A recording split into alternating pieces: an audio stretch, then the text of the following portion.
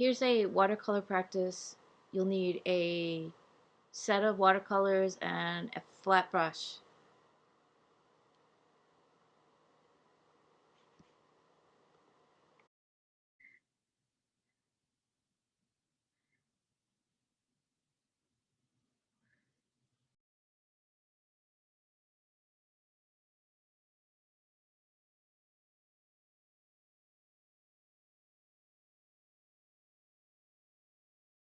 So I've sprayed my palette. I'm gonna load my brush just like that.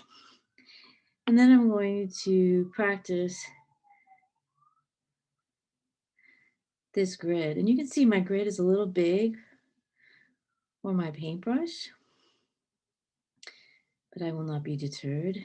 I'm going to correct it as I go.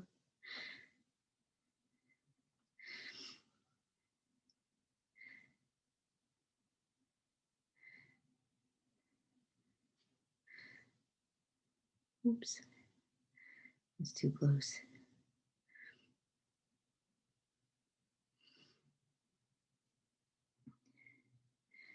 And once you sort of get the pattern, then you can go outside the lines. Let's see if I can get this to work.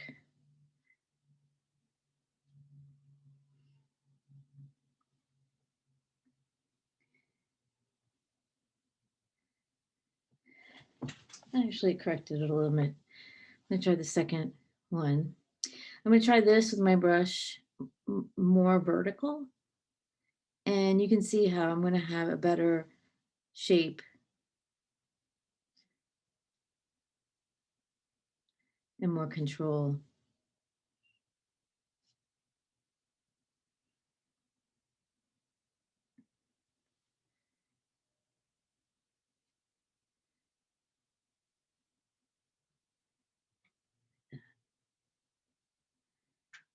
I'm trying to make the empty spaces about the same size as my painted spaces.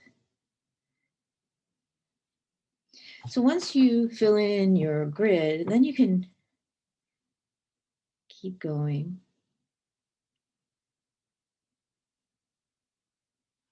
Keep building.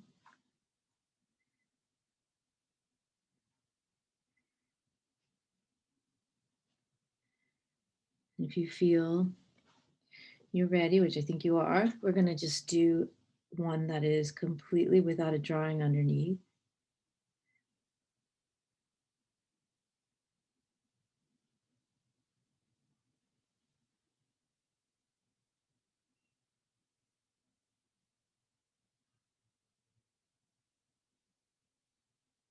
Trying to keep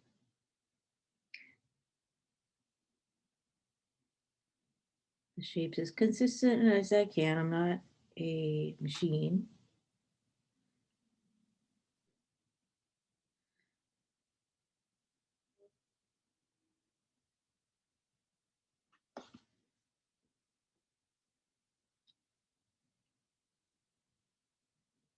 You can see I'm improving throughout the process. Now I'm going to double load the brush. So I'm going to load most of the brush with yellow. So getting a lot of paint on my brush. And then I'm going to dab one of the sides in blue. I like to always keep my dark color on one side and my light color on the other side.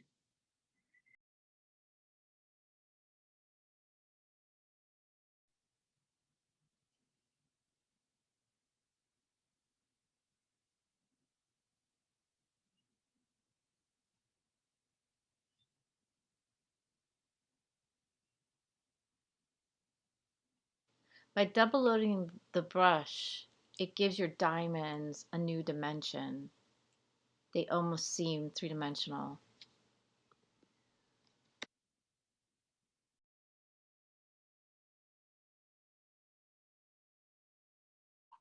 Let's keep going. Now my paint is starting to dry out, and you'll see it'll run out as I paint eventually. We're gonna get what we call dry brush eventually to keep going. And you can start to see it in these brush strokes. They get rougher.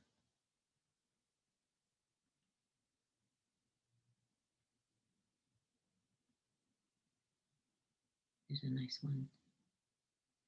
The next thing to try is to wet the paper in advance. And I'm going to just do that right here. We're going to do wet into wet.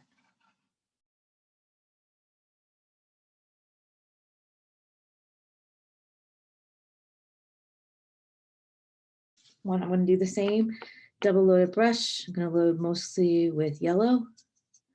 And then my edge, I'm going to add a little bit of, this is the phthalo blue. Okay, so this is the wet into wet.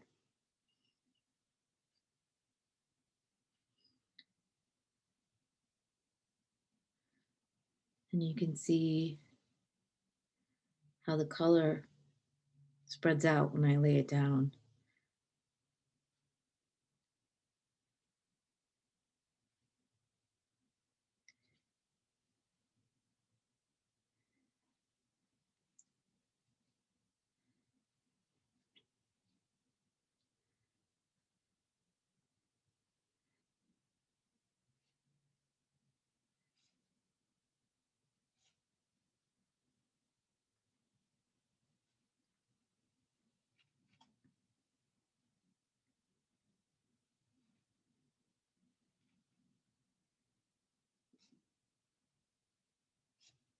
Depending on how much water is on the page, you'll see, now I'm going from the wet into wet to wet onto dry paper, and you can just see how the marks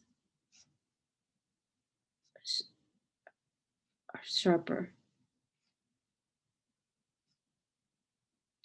And that can give you a really nice effect with the blended out areas plus the sharper areas. Now I'm letting the brush get really dry, and you can see I am doing some dry brushing here. We have wet onto dry paper, double loaded. Then we have wet onto wet, and then we have dry brush.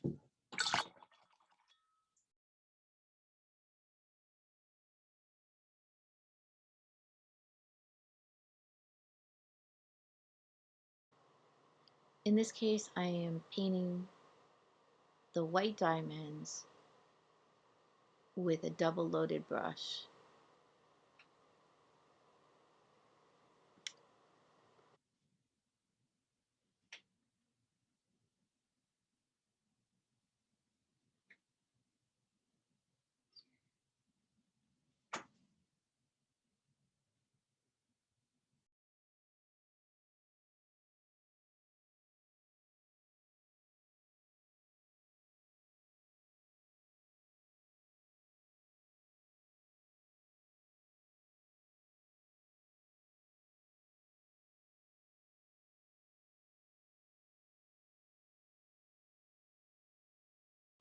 Now I'm going to lay a yellow pigment over the orange diamond and the white diamond.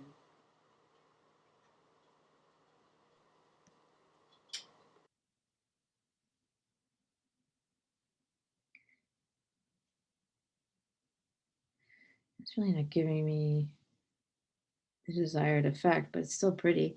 So I'm going to actually add a darker color.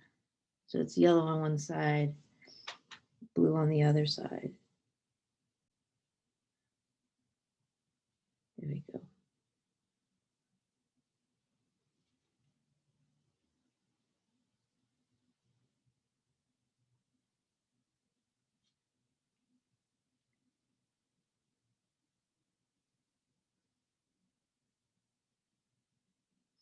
And then the brush is drying out, giving me a little dry brush, which gives me some variation on the edge.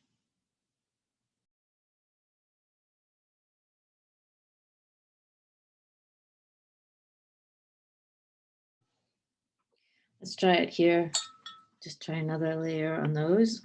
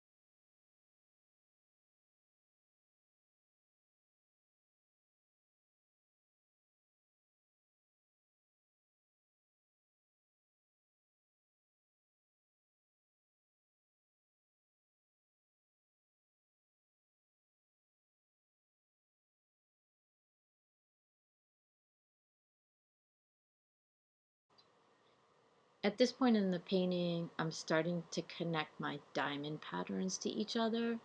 So I work out a larger composition.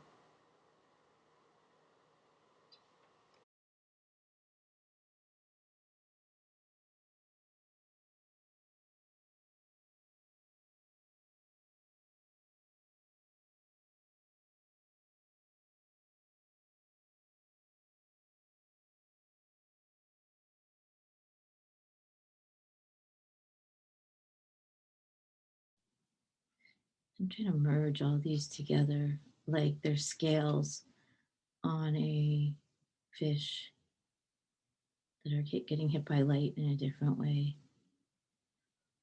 You can play around with that.